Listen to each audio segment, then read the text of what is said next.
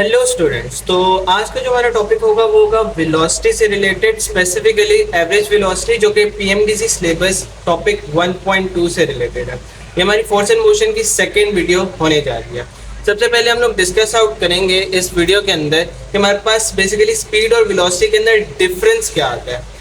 Same difference है जो हम लोगों ने डिस्टेंस और डिस्प्लेसमेंट के अंदर लास्ट लेक्चर के अंदर डिस्कस आउट कर लिया था कि डिस्टेंस हमारे पास स्केलर क्वांटिटी है, जबकि डिस्प्लेसमेंट हमारे पास वेक्टर क्वांटिटी है। इसी तरह से स्पीड हमारे पास स्केलर है, वेलोसिटी हमारे पास वेक्टर है। अगेन डायरेक्शन का इशू आएगा और एक वैल्यू हमारे पास जीरो हो सकती है जबकि दूसरी वैल्यू हमारे पास जीरो नहीं हो सकती। अगर तुम्हें बात करूं स्पीड की एक रेफरेंस पॉइंट के हिसाब से, अगर तो मैं अपने घर से अगेन कॉलेज की तरफ जा रहा हूं और एक मेरी स्पीड है जो कि 5 मीटर पर सेकेंड है, जब तक मैं अपने घर से स्ट्रेट पाथ लेकर कॉलेज तक जा रहा था 5 मीटर पर सेकेंड की स्पीड के साथ, तब तक मेरी स्पीड और वेलोसिटी सेम थी। Once I am returning back from the college towards my home, अगर तो मैं अपने कॉलेज से घर की तरफ वापस आ रहा हूँ तो मेरी जो वेलोसिटी है वो जीरो हो जानी है। Why? Because velocity is change in displacement per unit time. Displacement को हम लोग डिस्कस आउट कर चुके हैं और डिस्प्लेसमेंट के जीरो होने की वजह से हमारी जो वेलोसिटी है बेसिकली वो भी जीरो हो जाएगी। अगेन डिफरेंसेस आपके पास सेम है, सामने आपके पास लिखे हुए हैं, अगर आप पढ़ना चाहें तो आप पढ़ भी सकते हैं। Let's move on. अगर तो आपको स्पीड और वेलोसिटी से रिलेटेड एमसीक्यूज करने हैं तो आप वो एमसीक्यूज भी करके आ सकते हैं। स्पीड वर्सेस वेलोसिटी से रिलेटेड आपके पास एमसीक्यू आता है। An object moves with constant speed in a circular path, what can you say about its velocity. Again आपके पास एक सर्कुलर पाथ है हुआ और आपने डिस्प्लेसमेंट वाले लेक्चर के अंदर ये बात याद रखनी है कि भाई डिस्प्लेसमेंट जो सर्कुलर पाथ के अंदर होती है वो बहुत जीरो के बराबर होती है। क्यों? क्योंकि आपके पास जो डिस्प्लेसमेंट है वो डायरेक्शन डिपेंडेंट होती है। आपके पास ऑप्शंस आते हैं, velocity is constant, velocity is zero, velocity keeps changing and speed is zero. Again अगर तुम लोग सर्कुलर पाथ की पूरी तरह से बात करें तो आपके पास वेलोसिटी कंटिन्यूअसली चेंज हो रही है। मैग्नीट्यूड यानी कांस्टेंट स्पीड तो जरूर है बट डायरेक्शन हर पॉइंट के ऊपर चेंज हो रही है। जब ball on the top position थी तो शायद उसकी वेलोसिटी टुवर्ड्स द राइट थी, बट जब हम लोग देखते हैं कि जो बॉल है वो राइट हैंड साइड के ऊपर मूव कर चुकी है, हमारी जो इंस्टेंटेनियस वेलोसिटी होगी वो टुवर्ड्स द डाउन डायरेक्शन होगी। Again in the bottom hand side आपके पास direction of velocity towards left hand side होगी और लेफ्ट मोस्ट के ऊपर आपके पास वेलोसिटी की जो डायरेक्शन होगी वो अपवर्ड की तरफ होगी। तो velocity keeps changing, Charlie is the right answer. Next MCQ की तरफ हम लोग चलें तो हमारे पास एमसीक्यू की स्टेटमेंट आती है, a person jogs 1 kilometre east in 10 minutes and then 1 kilometre west in 10 minutes, what is the average velocity. तो अगर हम लोग देखें तो एक पर्सन था जो 1 किलोमीटर ईस्ट डायरेक्शन के अंदर गया जिसके अंदर उसे 10 मिनट लगे हैं। देन वो पर्सन वापस वेस्ट डायरेक्शन के अंदर यानी ऑपोजिट डायरेक्शन के अंदर गया 1 किलोमीटर सेम और उसे टोटल 20 मिनट्स लग चुके हैं। अब अगर आप इसके अंदर गौर करें तो आपके पास जो इनिशियल और फाइनल पोजीशन है वो सेम है। अगर आपके पास इनिशियल और फाइनल पोजीशन सेम है तो आपकी डिस्प्लेसमेंट अगेन क्या होगी? जीरो। डिस्प्लेसमेंट जीरो होने की वजह से आपके पास वेलोसिटी क्या होगी? जीरो। बिकॉज वेलोसिटी आपके पास क्या है? Change in displacement per unit time. अगर आपके पास डिस्प्लेसमेंट जीरो हो जाएगी तो आपके पास अगेन वेलोसिटी जीरो हो जाएगी। Let's move on towards our lecture. Next हम लोग डिस्कस आउट करने वाले हैं uniform versus non uniform motion. एक मोशन होता है स्ट्रेट पाथ का मोशन, एक होता है नॉन यूनिफॉर्म मोशन कि आप कभी लेफ्ट जा रहे हो, कभी आप राइट जा रहे हो और कभी आप सीधा जा रहे हो। यूनिफॉर्म मोशन के अंदर स्ट्रेट पाथ जरूरी है, लीनियरिटी जरूरी है, आप एक सीधे पाथ के अंदर सीधी लाइन के अंदर मूव करो ये जरूरी है। जबकि नॉन यूनिफॉर्म मोशन के अंदर आप जिगजैग मोशन भी अटेन कर सकते हो, देयर इज नो इशू। इससे रिलेटेड भी आपके पास सर्टेन एमसीक्यूज आ सकते हैं। एमसीक्यूज की जो नोयत होती है वो आपको एमसीक्यूज सॉल्व करने से ही आएगी, इसलिए मैं चाहूंगा कि आप एमसीक्यूज सॉल्व साथ साथ करते रहें।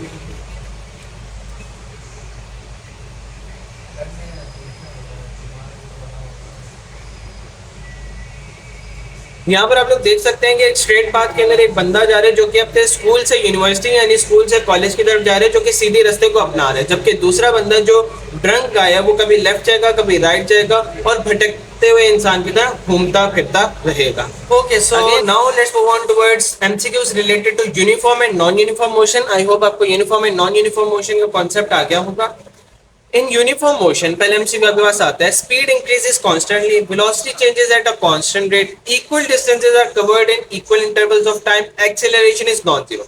अगेन अगर यूनिफॉर्म मोशन की बात की जाए तो वो स्ट्रेट पाथ के अंदर होता है, उसका जो मैग्नीट्यूड होता है वो कांस्टेंट होता है और उसकी जो डायरेक्शन होती है वो कांस्टेंट होती है फॉर वेलोसिटी। अगर हम लोग कांस्टेंट स्पीड की बात करेंगे तो उससे डायरेक्शन के अलावा आपकी जो मैग्नीट्यूड है वो कांस्टेंट रहना लाजमी है। तो अल्फा ऑप्शन आपका निकल गया क्योंकि उसके अंदर स्पीड की बात हो रही है, बीटा ऑप्शन आपका निकल गया क्योंकि इसके अंदर चेंज की बात हो रही है, हमें चेंज नहीं कांस्टेंट या यूनिफॉर्म मोशन की बात करनी है। एक्सीलरेशन अगर नॉन जीरो होगी तो आपके पास अगेन वेलोसिटी इंक्रीज करेगी, जिसका मतलब है Charlie is the right answer. Equal distance cover हो रहे हैं इक्वल इंटरवल ऑफ टाइम के अंदर, यानी सेम टाइम के अंदर सेम डिस्टेंसेस कवर हो रहे हैं पैच फॉर्म के अंदर। This is what a uniform motion is. एक स्ट्रेट पाथ के अंदर एक कांस्टेंट डिस्टेंस कवर होना एक कांस्टेंट स्पीड के साथ, okay, equal interval of time के अंदर। अगेन नेक्स्ट हमारे पास एमसीक्यू आ जाता है इसी से रिलेटेड। कुछ one of the following shows uniform motion, तो इनमें से आपको कौन सा ऐसा मोशन है जो यूनिफॉर्म लग रहा है?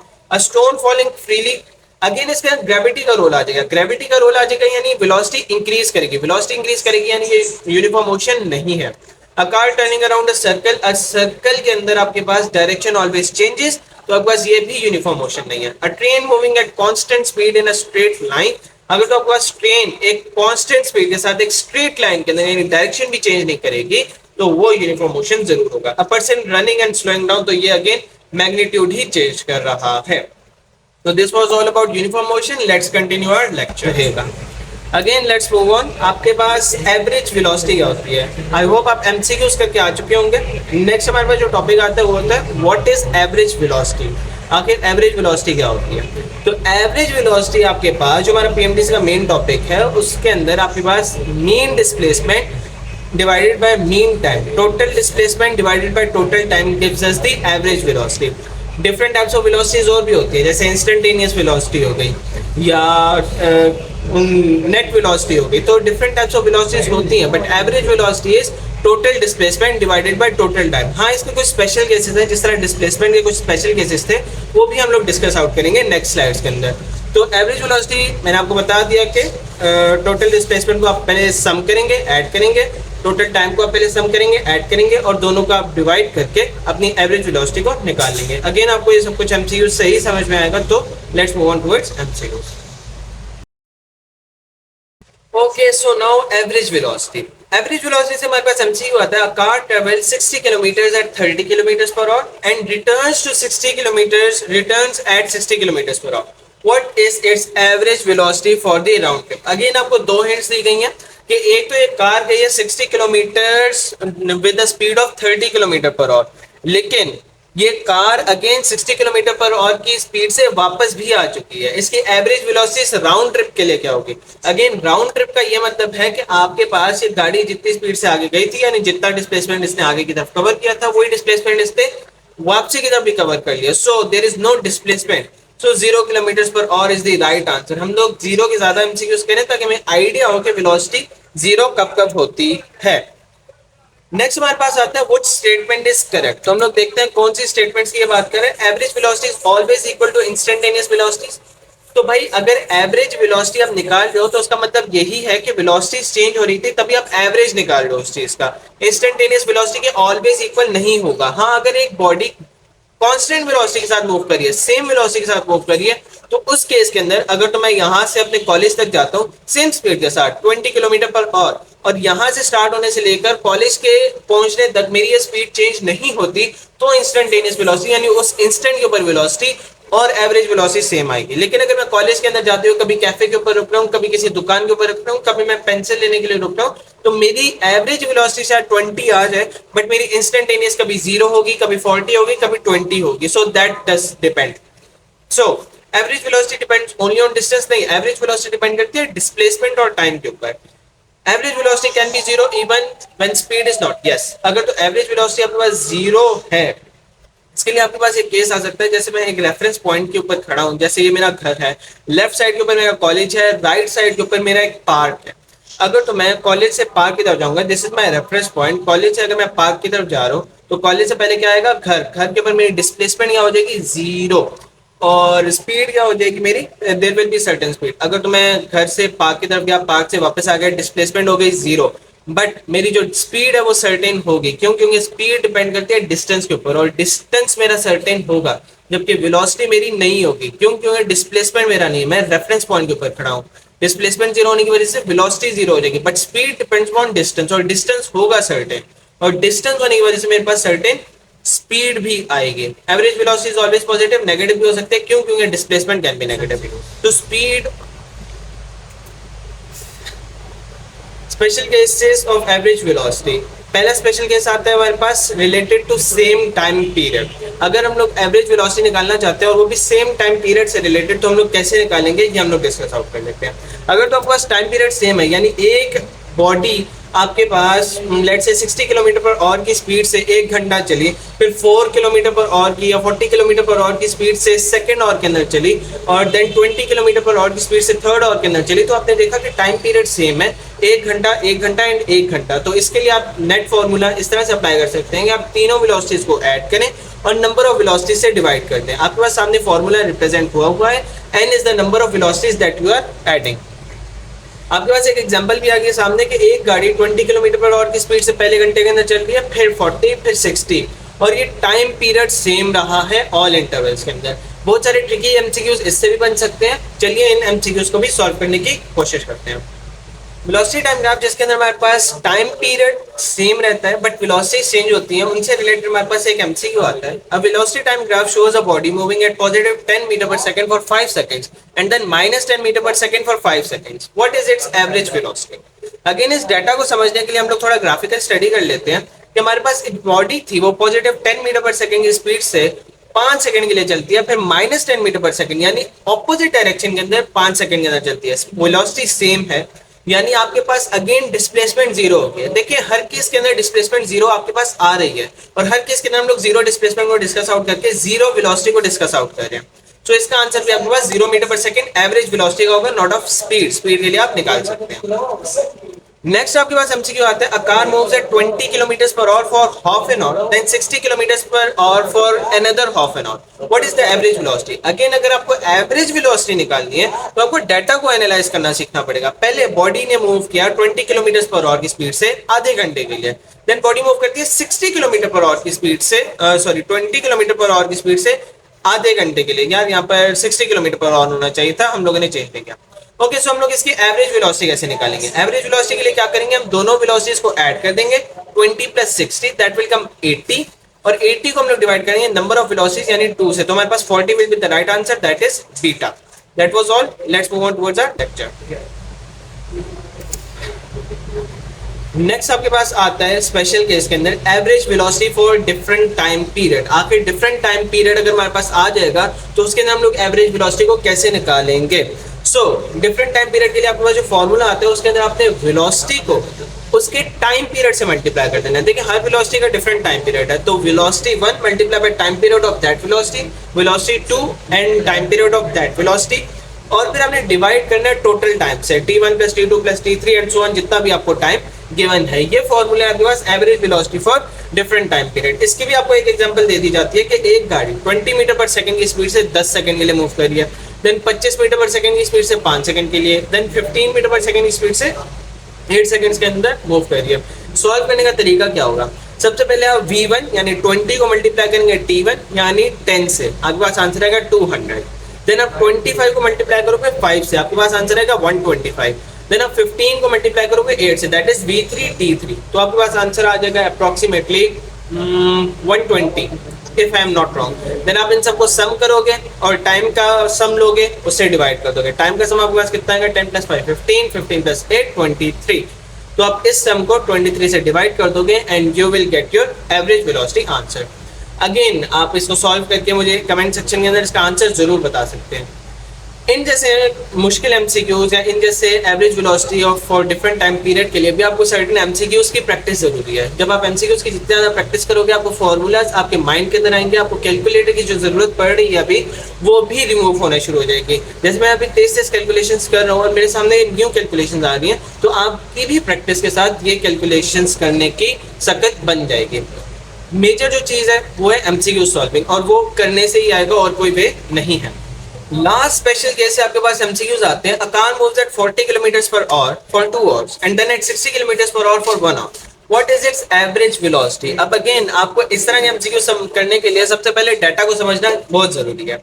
आपके पास 40 किलोमीटर्स पर आवर की स्पीड से गाड़ी ने मूव किया है फॉर 2 आवर्स एंड देन गाड़ी फर्दर मूव करती है 60 किलोमीटर पर आवर की स्पीड से, but this time for 1 hour only. तो आप लोग देख सकते हैं कि हमारे पास जो टाइम पीरियड है वो भी डिफरेंट है और स्पीड जो वेलोसिटी हमें गिवन है वो भी डिफरेंट है. इन जैसे एमसीक्यूज को करने के लिए हम लोगों ने ये सीखा है कि सबसे पहले हम लोग वेलोसिटी को उसके टाइम पीरियड से मल्टीप्लाई करेंगे, यानी वेलोसिटी ऑफ 1 दैट इज 40 को मल्टीप्लाई किया हम लोगों ने उसके time period say that was 2, तो आपके पास 80 किलोमीटर 80 बेसिकली आपके पास आंसर आ गया. That was v1 t1. Then आपने v2 t2 निकालना है, that is 60 multiply by 1 that will come 60. आपने बेसिकली मल्टीप्लाई किया सिंपल. देन आपने न्यूमरेटर के अंदर इन दोनों को ऐड करना है 140 और डिनोमिनेटर के अंदर टाइम पीरियड को ऐड करना है, दैट इज 2 + 1 3. 140 को जब आप 3 से डिवाइड करेंगे विदाउट कैलकुलेटर तो आपके पास आंसर आना चाहिए 46.67. That will be the right answer near me. तो आप लोग सॉल्व करके देख लें. अगर आपसे सॉल्व नहीं होता तो please do let me know, I will solve it for you. Next MCQ हमारे पास आता है. A car travels 60 kilometre at 40 kilometre per hour then 120 kilometers at 60 kilometers per hour. What is the average velocity? Again ये MCQ थोड़ा tricky है. इसके अंदर आपके पास 40 किलोमीटर प्रति घंटा से 60 किलोमीटर डिस्टेंस कवर किया गया है, डिस्प्लेसमेंट कवर की गई है. देन 60 किलोमीटर पर आवर की स्पीड से 120 किलोमीटर का डिस्टेंस कवर किया गया है. ना आपको टाइम दिया है ना कोई और चीज. तो अब इस केस के अंदर जब आपको डिस्प्लेसमेंट गिवन है तो आपने सबसे पहले टाइम फाइंड करना है. How will you find the time? आप फॉर्मूला लगाओगे velocity is equal to displacement per unit time. Time find करना है, टाइम को एक साइड के ऊपर लेकर चले जाओ. आपके पास जो आंसर आएगा वो आएगा like velocity divided by displacement gives you time. Velocity divided by displacement gives you displacement divided by velocity gives you time.